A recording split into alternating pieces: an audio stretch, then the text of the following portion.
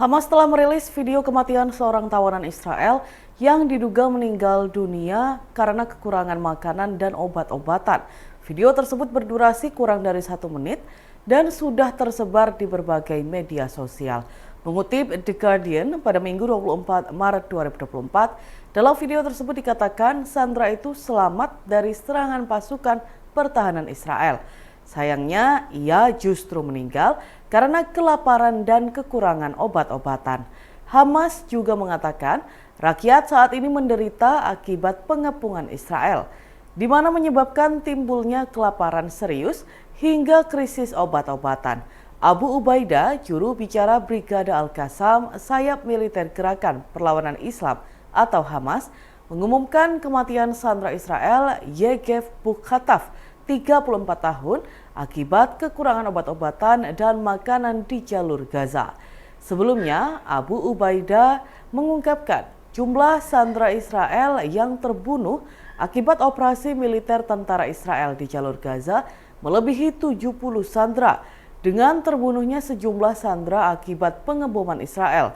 Dan untuk memperjelas posisi Al-Qassam, Abu Ubaidah menekankan komitmen Hamas adalah untuk menukar sandera Israel dengan seluruh tahanan Palestina dari penjara Israel. Namun menurutnya hal itu hanya bisa terjadi jika tentara Israel tidak melakukan pengeboman yang membunuh para sandera di jalur Gaza. Menurut Gubernur Wilayah Sinai, Mohammed Shuha, sebanyak 7.000 truk sedang menunggu di Mesir untuk mengirimkan bantuan ke Gaza. Namun prosedur pemeriksaan yang diminta oleh Israel telah menghambat aliran bantuan. Sementara itu Israel membantah tudingan tersebut dan juru bicaranya mengatakan tidak ada batasan masuknya makanan, air, obat-obatan, atau peralatan perlindungan ke Gaza. Ketua Umum Partai Demokrat Agus Harimurti Yudhoyono atau AHY menjelaskan alasannya berupa sikap tentang pembangunan IKN Nusantara. Diketahui Demokrat kerap mengkritik pemerintah saat masih menjadi oposisi. Namun setelah AHY masuk kabinet Jokowi, sikapnya mulai berubah dan mendukung pembangunan IKN. Saat ditemui di kawasan Mampang Perapatan, Jakarta Selatan, pada Sabtu 23 Maret 2024, AHY mengatakan bahwa Demokrat menyampaikan kritik dengan tujuan baik. Kala itu ia menilai Indonesia perlu fokus pada pemulihan ekonomi pasca pandemi COVID-19. Ketika ekonomi masyarakat sudah bangkit, barulah pemerintah bisa menggencarkan pembangunan IKN. AHY beranggapan tidak ada yang salah dengan sikap Demokrat saat ini. Ia mengklaim pihaknya sudah menjalankan tugas dengan baik selama berperan sebagai oposisi. Namun ketika diberi peran dalam pemerintahan, Demokrat juga harus membuktikan bisa bekerja dengan baik. Diketahui AHY kini menjabat sebagai Menteri Agraria dan Tata Ruang, Kepala Badan Pertanahan Nasional. Ia pernah diajak Jokowi dalam kunjungan ke IKN Nusantara pasca dilantik. Dengan posisinya saat ini sebagai Menteri ATR, peran AHY juga penting untuk memastikan pembangunan berjalan optimal. Otoritas Rusia telah menangkap 4 tersangka diduga pelaku penembakan massal di tempat konser Crocus City dekat Moskow pada Jumat 22 Maret 2024 malam. Insiden itu menewaskan total 137 orang dan melukai ratusan lainnya. Keempat tersangka itu dijadwalkan menghadiri persidangan pada Minggu 24 Maret dengan tuduhan serangan terorisme.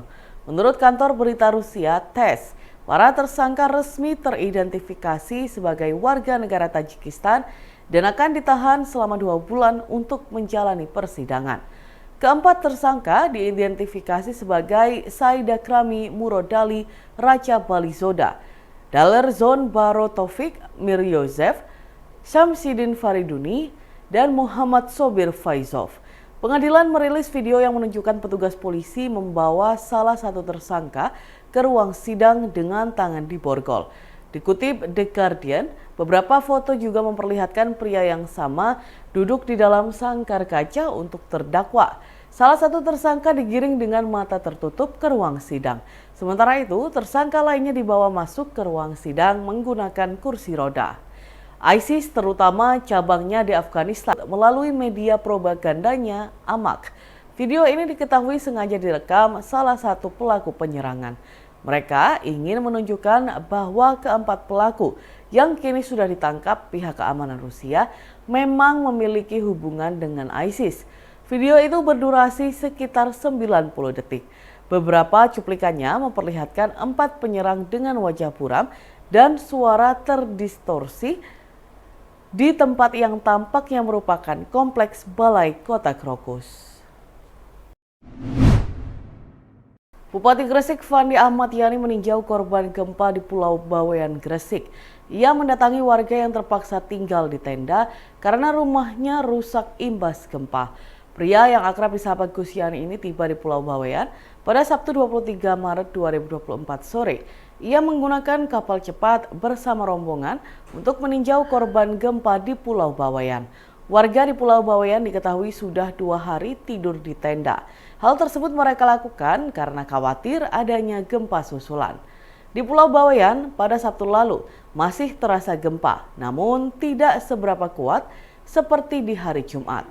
Pihaknya terus berkoordinasi dengan kepala desa, puskesmas, dan rumah sakit untuk memberikan trauma healing kepada warga Pulau Bawean. Posko bantuan sementara juga didirikan di kantor Kecamatan Sangkapura.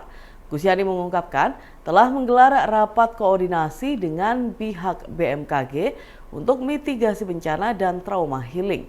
Sementara itu Camat Bawean Umar Junid mengatakan tim bantuan BPBD Gresik sudah tiba pada Sabtu pukul 7 pagi waktu Indonesia Barat. Disusul Bupati Gresik bersama rombongan yang juga membawa bantuan lebih banyak lagi. Tim pertama BPBD Gresik sampai di Bawean membawa tenda pengungsi 1 set, ditambah terpal 100 lembar, makanan siap saji 100 dus, dan 2 mobil untuk mobilisasi serta 4 personel. Sukardi, Kepala BPBD Gresik mengungkapkan tim kedua yang berangkat bersama Bupati Gresik Fandi Ahmad Yani dan Wakil Bupati Gresik Aminatun Habibah membawa bantuan logistik berupa selimut 500 pieces, paket sandang 180 pieces, matras 50 pieces, perlengkapan bayi 20 pieces, dan paket rekreasional atau mainan anak-anak sebanyak 20 pieces. Kementerian Sosial atau Kemensos melalui Dinas Sosial Provinsi Jawa Timur dan Dinas Sosial Kabupaten Gresik juga mengirimkan bantuan berupa 25 kg beras sebanyak 8 karung dan makanan siap saji. Rencananya pada Senin 25 Maret, Kemensos akan mengirimkan bantuan lebih banyak.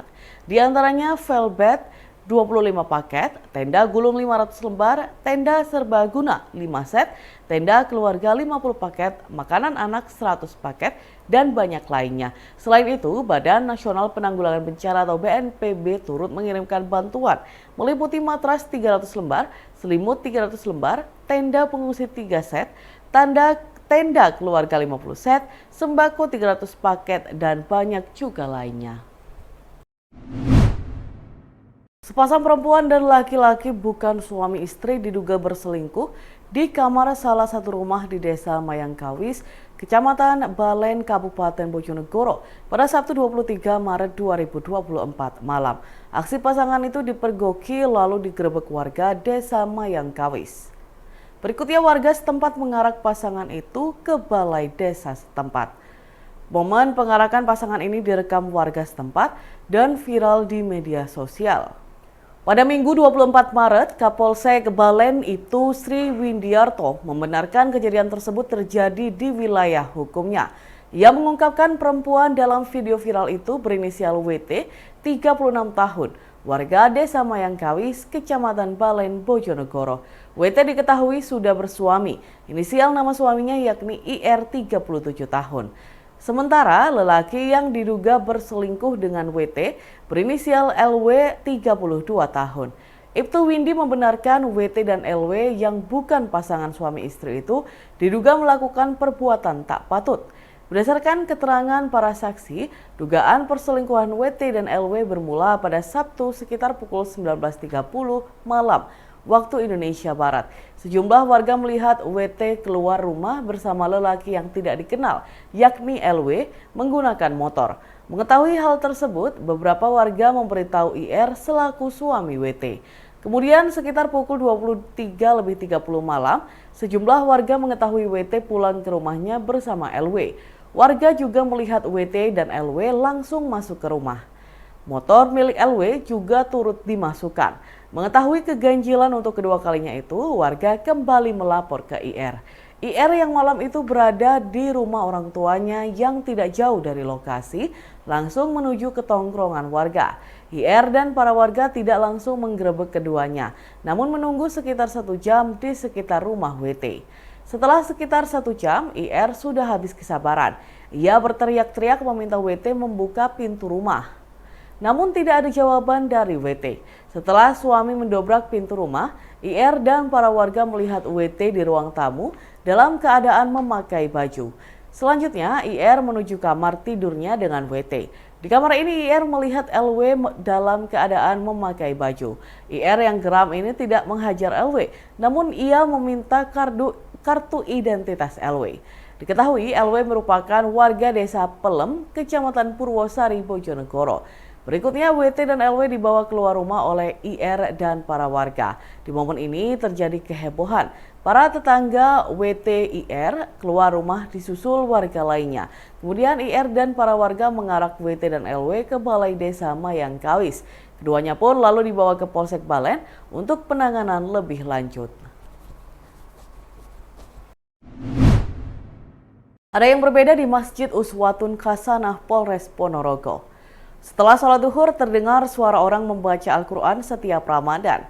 Dan bukan hanya satu orang saja yang membaca Al-Quran, melainkan puluhan anggota Polres Ponorogo yang masih menggunakan baju dinas lengkap terdengar membaca Al-Quran. Sebelumnya, setelah sholat duhur, satu anggota Polres Ponorogo membagikan Al-Quran yang telah terbagi per juz. Kemudian mereka membaca Al-Quran sesuai dengan juz yang dibagikan secara bersama-sama. Kanit Patroli Satsamapta Polres Ponorogo, Ibda Tony Gerindra mengungkapkan, dengan begitu dalam 1 jam bisa khatam 30 juz.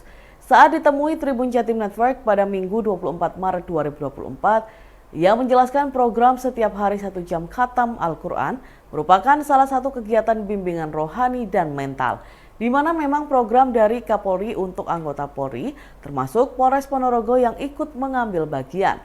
Prosesnya, satu anggota membaca 1 juz dan dalam satu waktu sedikitnya ada 30 anggota.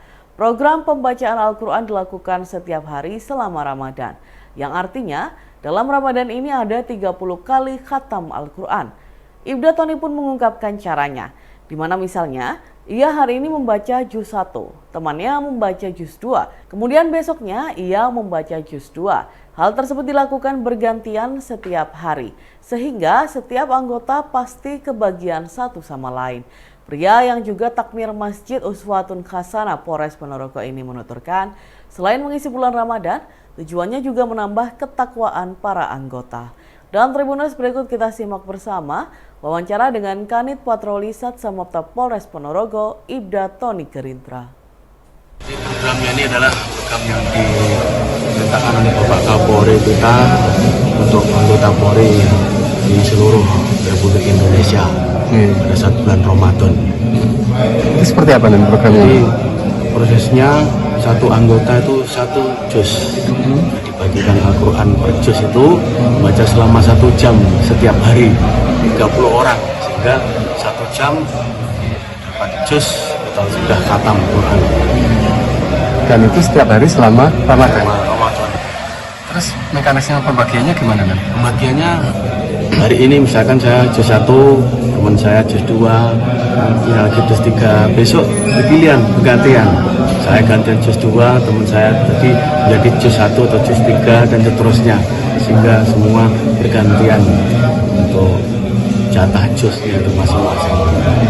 Ini tujuannya apa sih sebenarnya dan untuk Tujuannya pertama itu untuk mengisi bulan suci Ramadan biar menambah keimanan dan takwaan kita kepada Allah Subhanahu wa Ta'ala dan menjadikan Al-Quran sebagai way of life bagi seluruh umat manusia, khususnya anggota Polri, menjadikan pedoman hidup dan kehidupan kita, sehingga merasakan ketenangan dan ketentraman bagi anggota Polri khususnya. Download Tribun X sekarang, menghadirkan lokal menjadi Indonesia.